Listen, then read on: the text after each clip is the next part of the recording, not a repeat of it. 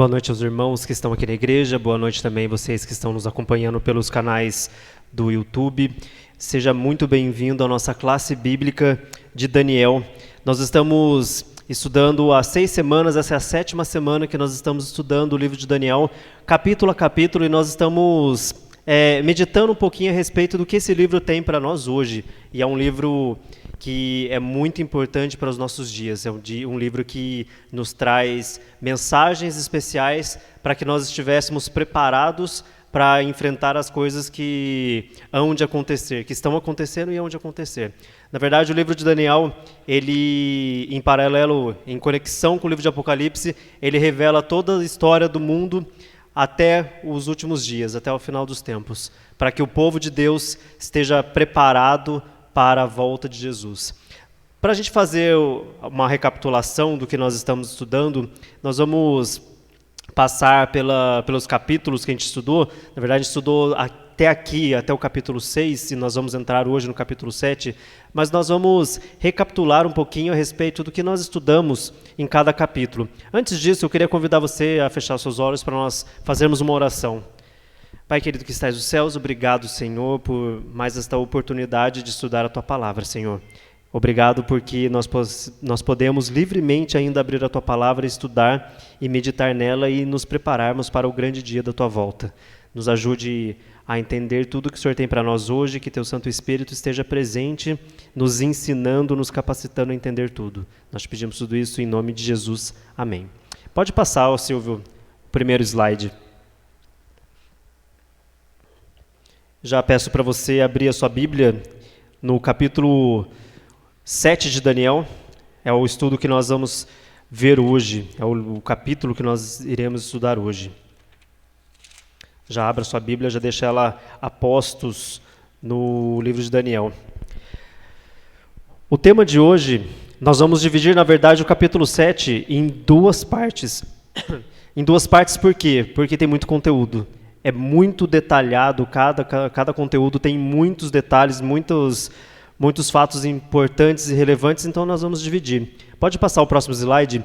Se nós formos fazer uma recapitulação de cada capítulo, nós podemos dar um título para cada capítulo. Por exemplo, o capítulo 1, nós vamos contar a história do cativeiro, aonde conta o início de Daniel lá na corte da Babilônia, quando ele é levado cativo, ele e seus amigos na corte da Babilônia, e ele é testado pelo chefe dos eunucos. Ele prova o chefe dos eunucos que ele pode ser fiel a Deus, independente de onde ele está, e Deus honra tanto a ele quanto aos seus amigos, dando sabedoria, dando força, entendimento e principalmente visões de sonhos. Se nós fôssemos dar um título para o capítulo 2, nós teríamos esse título, Sonho com uma Estátua. E esse capítulo 2 ele é muito importante para nós entendermos o capítulo 7. Se nós formos pensar no capítulo 2, ao qual Nabucodonosor tem um sonho, e nesse sonho ele não se lembra do que significa, mas ele chama os seus magos e seus encantadores para falar do que significava esse sonho, para relembrar que sonho era, e para falar para ele o que significava. E nenhum deles consegue, e ele faz um decreto de morte, até que Daniel sabe disso, vai na presença do rei e fala, eu preciso de um tempo para que Deus revele, e Deus revela para ele não somente o sonho, mas também a revelação do sonho. E o sonho dele, nós vamos recapitular neste capítulo, porque nós vamos começar a fazer um link, nós vamos começar a conectar as mensagens de Daniel. No capítulo 3, a gente vê a fornalha de fogo, onde os amigos de Daniel são provados a adorar a estátua de Nabucodonosor, mas eles se recusam e eles, em prova, em amor a Deus, eles não se prostram diante da estátua. No capítulo 4, nós temos mais uma vez, Nabucodonosor ele sonha com alguma coisa, mas esse sonho era contra ele mesmo, que se ele continuasse sendo soberbo, ele perderia o poder até que ele reconhecesse que Deus era o grande Senhor. E como título a gente pode ter a loucura do rei.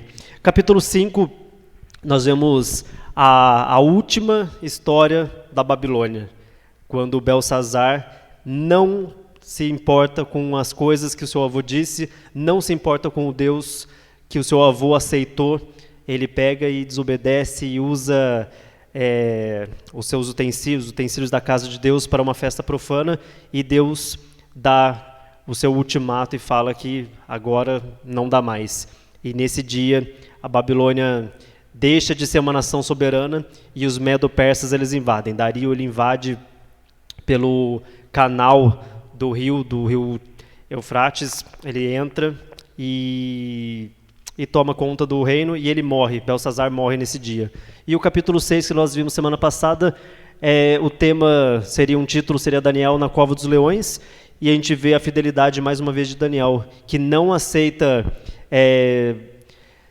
mesmo num decreto de morte, não aceita estar sendo subjugado, ele não aceita não adorar o seu Deus. Ele tem que adorar o seu Deus. Então, Daniel é mais uma vez tentado, provado, mas Daniel vence as suas provações segundo a vontade de Deus, e Deus o livra da cova dos leões. E a gente vê um paralelo do final do capítulo 6, que quando Daniel é colocado na cova dos leões, ele passa a noite inteira lá sem que nada acontecesse, mas os que denunciaram Daniel, eles nem tinham sido jogados direito, os leões já estavam prontos para abocanhá-los. Ou seja, Deus realmente livrou Daniel da mão dos leões. Deus, ele mandou anjos para fechar a boca dos leões. E nós chegamos ao fim da primeira sessão desse livro. Como eu disse, o livro de Daniel tem duas partes. A primeira parte é uma parte histórica. E essa parte histórica, ela vai nos contar a respeito de como o tempo do fim vai acontecer. Decretos de morte, provas para o povo de Deus para que negue o nome de Deus. E a gente vê muito mais do que isso, uma atitude, um comportamento de Daniel e seus amigos, comportamento este que nós temos que ter no tempo do fim. A forma como que Daniel se porta diante das dificuldades, diante dos problemas, é como Deus quer que nós nos portemos no tempo de hoje. É no tempo do fim. E nós chegamos, pode passar o próximo slide, e nós chegamos no capítulo 7, onde nós temos um sonho. Mais uma vez, Daniel ele tem um sonho, o primeiro sonho de Daniel, nessa sessão do capítulo 7 até o capítulo 12, que vai tratar sobre as profecias do tempo do fim. E a partir do capítulo 7, a gente vai ver que ele vai retomar aquele sonho de Nabucodonosor, mas agora é Daniel que sonha, mas vai retomar aqueles reinos, e no capítulo 7 ele vai pensar nisso, no capítulo 8 vai ter a retomada, no 9, no 10, no 11, no 12, é uma sequência. Cada vez Daniel ele apresenta a história. No próximo capítulo ele expande, ele dá um entendimento maior. No próximo ele dá um entendimento maior, ele vai dando detalhes. Porém, ainda assim nós temos algo superficial. Nós vamos conseguir entender todas as profecias de Daniel somente lá no livro de Apocalipse. Quando a gente começar a ligar uma coisa na outra, nós vamos entender o que Daniel realmente estava querendo dizer, segundo o livro de Apocalipse. Então, a partir de agora, do capítulo 7 até o capítulo 12, nós vamos ter a versão profética do livro de Daniel. E agora eu peço para vocês a máxima atenção, o máximo de foco, porque se a gente perder um detalhe, talvez não faça sentido alguma coisa depois. Pode passar, Silvio.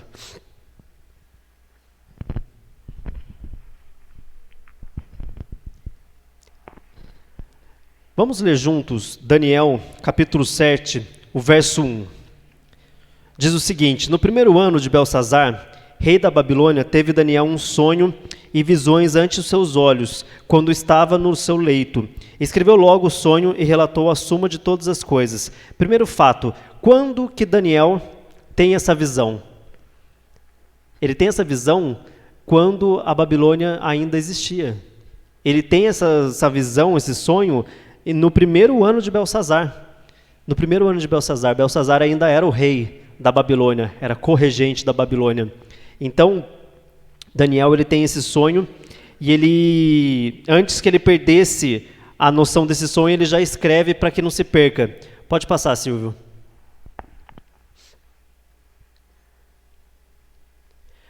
O que Daniel viu nessa segunda visão? do capítulo 7, verso 2 até o verso 14, ele vai relatar tudo o quanto ele viu nesse sonho. Se você for olhar até o verso 14, nós vamos ter a descrição desse sonho. A partir do verso 14, a partir do verso 15, até o final do capítulo, ele vai dar explicações a respeito dessa visão. Hoje, mais especificamente, nós vamos estudar até o verso 8. Até o verso 8. Porque nós vamos dividir o capítulo em duas partes. Nós vamos ver hoje a respeito daqueles 4 animais que vai ser relatado no capítulo. Pode passar, Silvio. Pode passar. Nós vamos ler, Isso, Daniel, verso 2 e verso 3 do capítulo 7. Vamos ler juntos. Leia na sua Bíblia junto comigo. Falou Daniel e disse: Eu estava olhando durante a minha visão da noite, e eis que os 4 ventos do céu agitavam um mar grande. 4 animais grandes, diferentes uns dos outros, subiam do mar.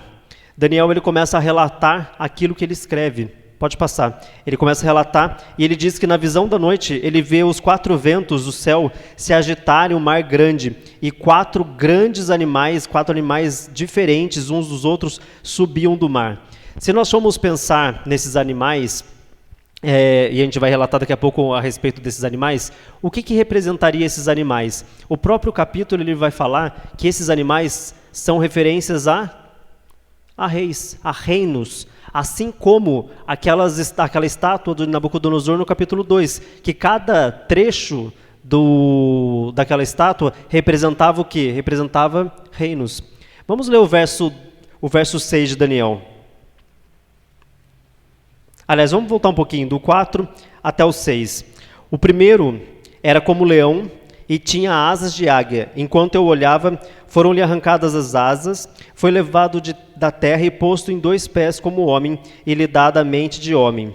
Continuei olhando, e eis aqui o segundo animal, semelhante a um urso, o qual se levantou sobre os seus lados, na boca, entre os seus dentes, trazia 3 costelas, e dizia: Levanta-te e devora muita carne. Depois disso, continuei olhando, e eis aqui outro animal semelhante a um leopardo, e tinha nas costas 4 asas de ave, e tinha também este animal 4 cabeças, e foi-lhe dado o domínio. Até aí, até o verso 6, nós temos uma situação onde Daniel ele pega e relata, e ele faz uma referência desses animais com animais que ele conhecia.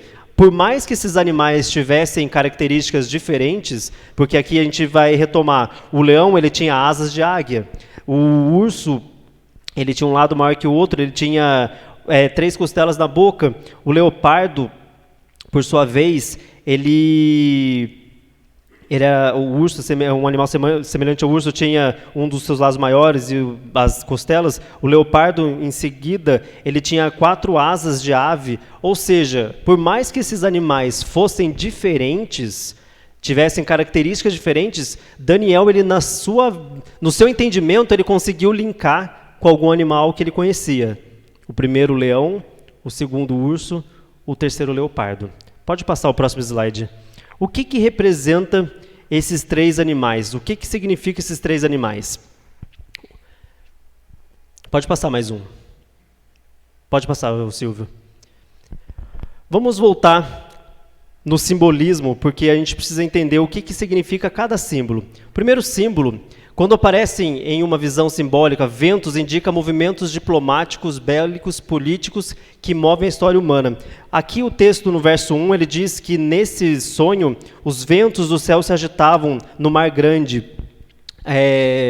Nós temos uma referência que a situação política ela seria agitada. E nós temos, por entendimento lá de Daniel 2, que realmente nós temos uma sucessão de reinos. Um reino sobe, emerge, de repente ele vai perdendo a força, outro reino sobe e emerge, de repente esse perde a força, vem outro reino, sobe e emerge, ele vai perdendo a força, até um 4º grande reino sobe e emerge e ele perde seu poder. Ou seja, essa agitação, esses ventos se agitando, significa uma grande agitação no poder político, no poder bélico, porque nós temos um período de muitas guerras. Pode passar, Silvio.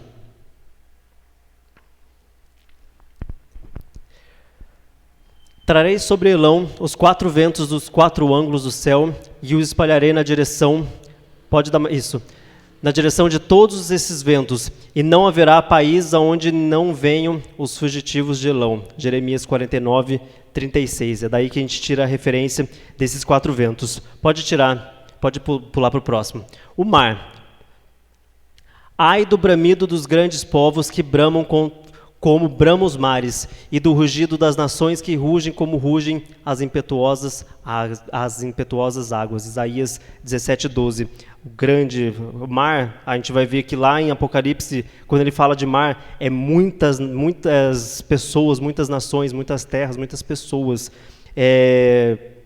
Eles governam reinos populosos, eles governam os reinos mais importantes da terra, os reinos que simbolicamente eram os dominantes da terra. Pode passar, Silvio, próximo. Aqui nós temos a referência entre Daniel capítulo 2, lá em cima, e você que está nos acompanhando em casa, a primeira linha do slide, nós temos a referência da estátua de Nabucodonosor, onde tem os metais da estátua, ouro, prata, bronze e ferro. No meio nós temos os reinos que eles representam, e embaixo nós temos os animais de Daniel 7, que nós podemos ver. O leão, ele era um símbolo da Babilônia, e esse leão com as asas de águia, ele representa a mesma coisa que o ouro da Babilônia, e nós vamos entender o simbolismo de cada por que o animal tinha essa referência? Mas vamos continuar. O urso, ele representa a prata, ele representa a Média e a Pérsia, o reino que tomou conta do grande império babilônico. Em seguida, nós temos esse leopardo com as 4 cabeças, que representa o bronze e representa a Grécia. Uma comparação entre Daniel 2 e Daniel 7. E por último, o ferro é a representação de Roma. Eu queria ler também Daniel 7, que nós não lemos. O detalhe mais importante, olha que Daniel 7 ele vai dizer: até aqui, Daniel viu correlação entre os animais que ele via com algum animal que ele conhecia. Olha o Daniel 7, o que ele diz. Depois disso, eu continuava olhando nas minhas visões da noite, e eis aqui o 4º animal, terrível e espantoso e sobremodo forte, o qual tinha grandes dentes de ferro. Ele devorava e fazia em pedaços e pisava os pés, o que sobejava. Era diferente de todos os animais que apareceram antes dele, e tinha 10 chifres. Até aqui, os 3 animais... volta só um slide rapidinho, Silvio, por favor. Até aqui, os 3 animais, eles tinham alguma referência com alguma coisa que ele conhecia. O 4º animal, ele era terrível e espantoso, e ele era diferente de todos os outros animais. E a gente faz uma primeira pergunta: por que o animal, esse 4º animal, ele é diferente de todos os outros? Qual que é a natureza, como que eu posso dizer? Por que ele tem essa natureza de diferente? O que vai ter de diferente nesse grande animal? Ele não somente vai ocupar uma posição política, mas ele vai começar a ocupar uma posição religiosa. E nós vamos ver no tema da semana que vem, quando ele vai falar especificamente desse animal e das consequências que esse animal traz. Mas esse animal, ele...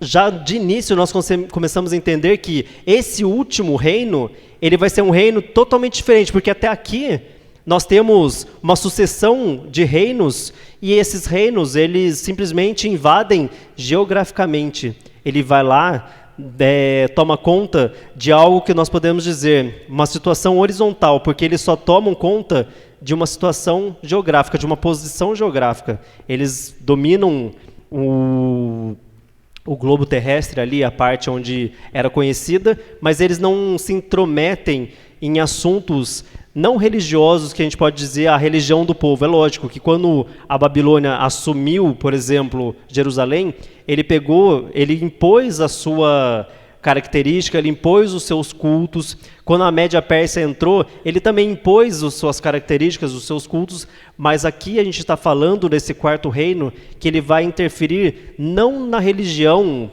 do povo, mas ele vai interferir no poder de Deus. Ele vai interferir no poder de Deus? Ele vai começar a minar o poder de Deus na terra, a querer interferir no poder de Deus na terra.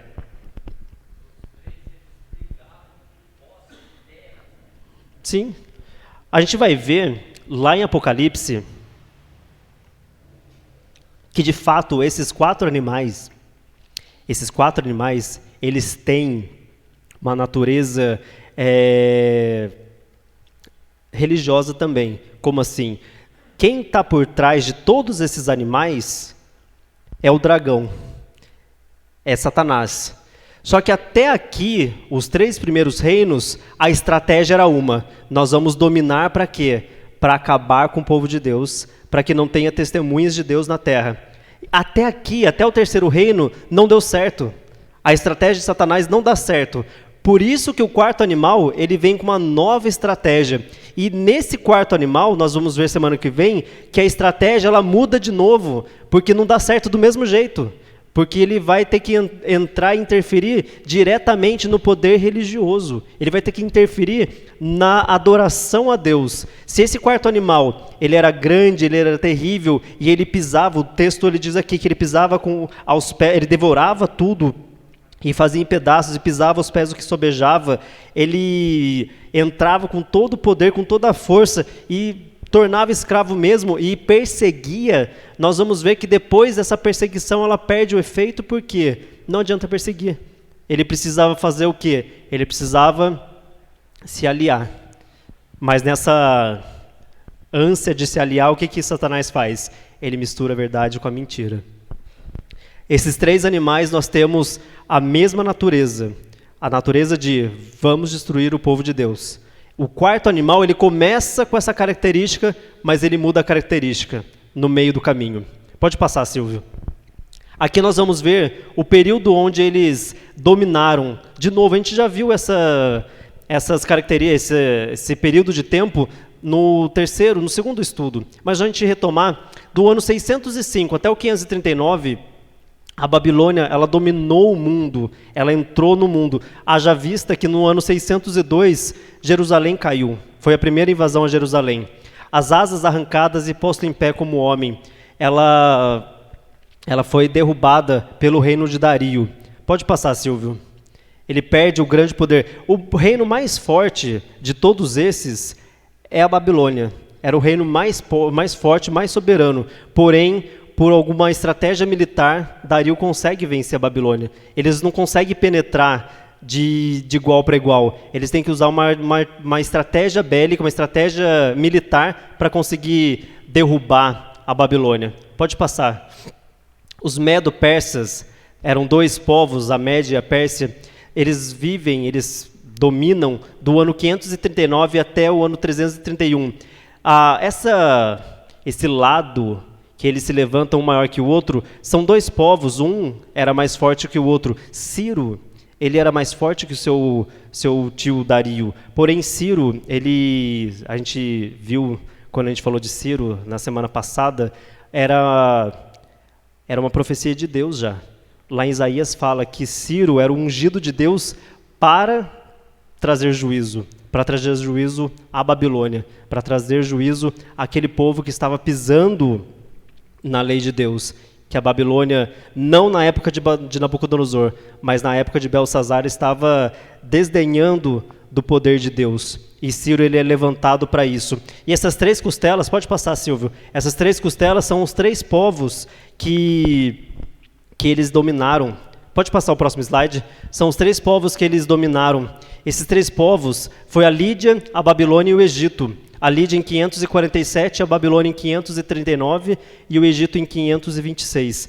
Haja vista também, a Babilônia já tinha, quando Nabucodonosor se engrandece, no capítulo 4, que ele pega e olha assim, nossa, eu sou o grande imperador, ele tinha acabado de conseguir conquistar o Egito.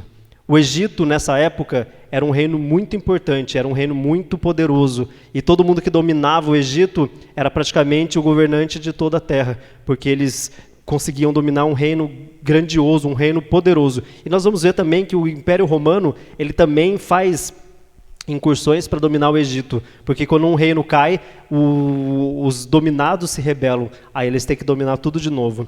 Pode passar, pode ficar aí. A Grécia, de 331 até o ano 168, 4 asas e 4 cabeças. A Grécia é um reino curioso, porque quando o Alexandre o Grande ele toma o poder, ele começa a dominar de forma muito rápida, e ele vai e abocanha tudo muito rapidamente. Só que do mesmo jeito que ele abocanha tudo rapidamente, ele morre cedo. E as 4 cabeças representam os 4 generais, os quais eles assumem o poder depois que ele morre. Olha o que diz aqui. As batalhas que Alexandre ganha, Alexandre o Grande, ele vence. Olha, de 336 até 323, ele tomou conta. Ele morre aos 33 anos. Mas nesse tempo, olha as batalhas que ele vence. Ele assume o trono da Macedônia, ele vence as batalhas de Granico, de Guagamela. Ele funda a cidade de Alexandria, ele monta a capital em Babilônia, mas ele morre em 323. Um grande estrategista, mas ele morre cedo e o seu poder ele é dividido entre os seus 4 generais. E cada um fica com um pedacinho do reino. Um reino dividido, ele é um reino fraco. Sim. Se a gente for pensar, de quando ele entra, ele toma conta até quando ele morre, é um período muito curto. As 4 cabeças, o livro, a gente às vezes tem a impressão de que grandes cientistas não têm nada a ver com Deus.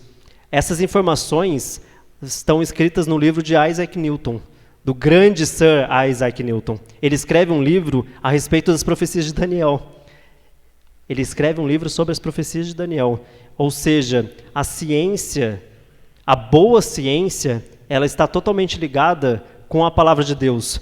Até Darwin fundar a sua teoria do evolucionismo, os estudiosos anteriores a ele, todos eram cristãos. Todos eles adoravam a Deus. A gente pode pegar Galileu Galilei, ele era ligado a Deus. Copérnico era ligado a Deus, o próprio Isaac Newton era ligado a Deus, todos eles adoravam a Deus. O grande Leonardo da Vinci, ele era devoto a Deus. Ou seja, essa história de que a ciência ela não evolui quando as pessoas são cristãs, é mentira. É mentira.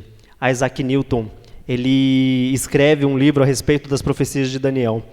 Os 4 generais são esses. Ptolomeu, ele fica com a parte do Egito, a Palestina, a Síria, Cassandro, a Macedônia, o Lisímaco, a Trácia, a parte da Ásia Menor, e Seleuco, a parte da Ásia Menor, a parte da Síria e as regiões do Oriente. Elas são divididas. Pode passar, Silvio.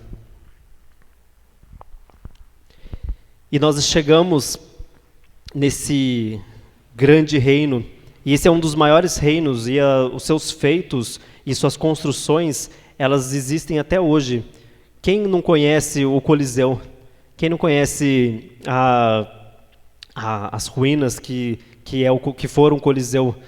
Imagina, existe algum prédio construído, vamos ver, em 1900, que existe até hoje, com a mesma estrutura, com a mesma capacidade de aguentar? O Coliseu ele foi construído em que época?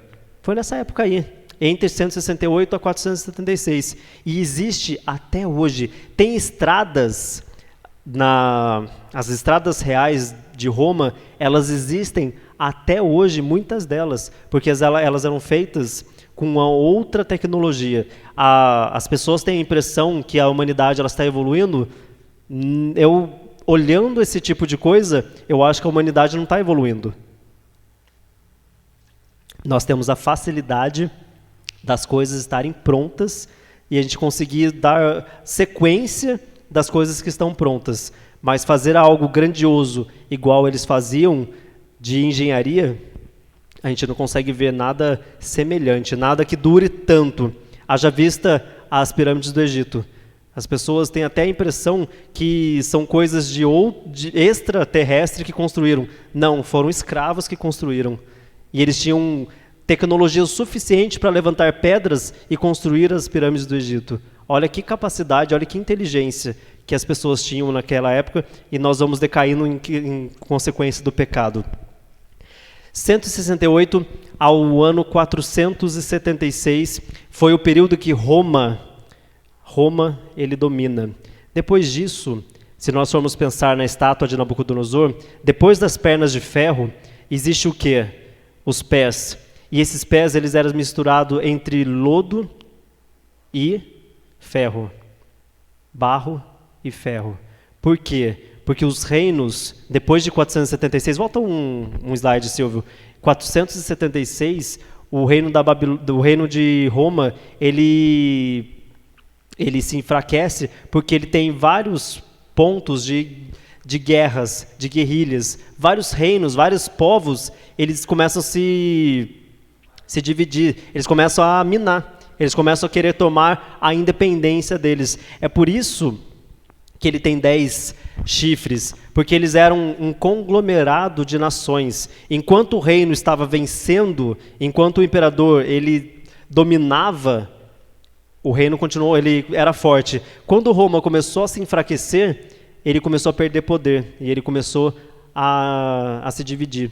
E nós temos a divisão em 10 outros reinos, e esses 10 reinos, de 476 até hoje, que são os reinos da Europa, e a gente pode ver o reino da Espanha, o reino da Inglaterra, o reino da França, o reino ali da região da Alemanha, o reino da região russa. Esses reinos, eles nunca mais conseguiram se juntar. Nunca mais conseguiram se juntar. Por quê? Porque a estátua de Nabucodonosor, a estátua que ele sonha, o que vem depois dos pés? Vem a pedra, vem a rocha, vem Jesus. E Jesus domina tudo, e Jesus acaba com tudo. E nós vamos ver, na semana que vem, a continuação dessa história, que diz que depois desse último reino, que é o reino de Roma, mas depois do chifre pequeno, que a gente vai ver semana que vem mais especificamente, vem o quê? Vem Jesus e toma conta. E o seu reino nunca mais será dividido, no seu reino nunca mais terá fim. Esse livro que eu falei para vocês, deixa eu chegar aqui pertinho para ler, as observações segundo as profecias de Daniel e Apocalipse, segundo Sir Isaac Newton. Olha que interessante. Isaac Newton, ele era um estudioso tanto da ciência quanto da palavra de Deus. Pode passar, Silvio. Esses são os reinos segundo os historiadores, e esses são os reinos segundo o livro de Isaac Newton. E aqui nós temos vários reinos, e desses reinos surgiram as nações da Europa. Nós não vamos poder dizer todos, porque houve misturas e houve ligações, coligações, mas nós podemos dizer alguns deles. Por exemplo, os francos é o reino da França, são os franceses. Os anglo-saxões são os ingleses. Se eu não me engano, os suevos é a região da Espanha. Então, são esses reinos. A Alemanha são os lombardos. Esses são os reinos, segundo os historiadores, que dividiram o reino de Roma, que dominaram o reino de Roma e fizeram que esse reino fosse como se fosse uma erosão. Você vê lá, está tudo bonito. De repente, já viu o asfalto quando está bonitinho? De repente, abre um buraco? Foi assim que aconteceu com o Império Romano. Estava bonito por fora, de repente, veio a fracassar. E a gente tem o panorama dessa semana, do verso 1 até o verso 7 de Daniel, capítulo 7. Os 4 reinos, segundo o capítulo 7, os 4 reinos, segundo Daniel 2, e o que eles representam: Babilônia, Média-Pérsia, Grécia e Roma. Semana que vem, nós vamos estudar o verso 8. Passa um slide para ver se ele vai falar uma referência do próximo estudo. Vai. O verso 8, vamos ler juntos o verso 8 de Daniel 7. Estando eu a observar os chifres, eis que entre eles subiu outro pequeno, diante do qual 3 dos primeiros chifres foram arrancados, e eis que nesse chifre havia olhos como homem e uma boca que falava insolências. Esse chifre pequeno, e o que significa chifre? reino. Ou seja, um reino, ele pega e assume o poder e ele derruba 3 daqueles reinos, daqueles 10 reinos que a gente viu. 3 daqueles 10 reinos. E aí, em seguida, o que acontece? Do verso 9 até o verso 11, nós temos a atuação de Deus. Deus, ele, diante do seu trono, com toda a autoridade, com todo o poder, ele toma conta da situação. Parece que o chifre pequeno vai tomar conta da situação, mas no final das contas, quem toma a situação é Deus. Deus está no controle de todas as coisas. Lá no capítulo 3 de Daniel, nós temos uma citação que fala assim, que Deus, ele tira reinos e põe reinos. Ele está com todas as coisas em suas mãos. Ele tem o controle de todas as coisas. Se a estratégia do inimigo era derrubar, era detonar o povo de Deus, Deus sempre manteve, por mais desobediente que o povo de Israel era, ele manteve seguro em suas mãos até o final da história. E todos aqueles que aceitam a palavra de Deus, todos aqueles que seguem a palavra de Deus, pode ter certeza, Deus, ele está sustentando a cada um de nós em suas mãos. Nós vamos encerrando o estudo de hoje com a certeza que Deus, apesar do inimigo parecer forte aos nossos olhos, e para nós ele é forte mesmo, nós não podemos com o inimigo, mas tem alguém que pode, e esse é Deus.